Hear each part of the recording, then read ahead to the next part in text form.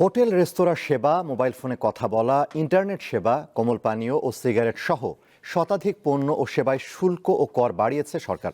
বৃহস্পতিবার রাতে এ সংক্রান্ত দুটি অধ্যাদেশ জারি করা হয়, যার সঙ্গে সঙ্গে কার্যকর হয়ে গেছে।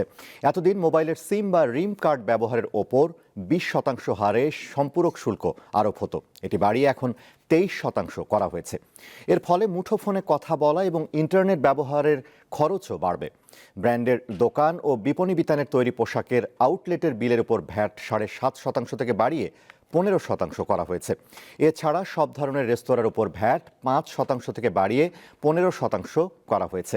শুল্ক কর বৃদ্ধির তালিকায় আরও আছে টিস্যু, সিগারেট, বাদাম, আম, কমলালেবু, আঙুর, আপেল ও নাশপাতি, ফলের রস, যে কোনো ধরনের তাজা ফল, রং, ডিটারজেন্ট, রং, মদের বিল, পটেটো ফ্ল্যাক্স, চশমার প্লাস্টিক ও metal frame, reading glass, sunglass, বৈদ্যুতিক ট্রান্সফরমার ও তাতে ব্যবহৃত তেল, বিদ্যুতের খুঁটি, সিআর কয়েল, জিআই তার ইত্যাদি।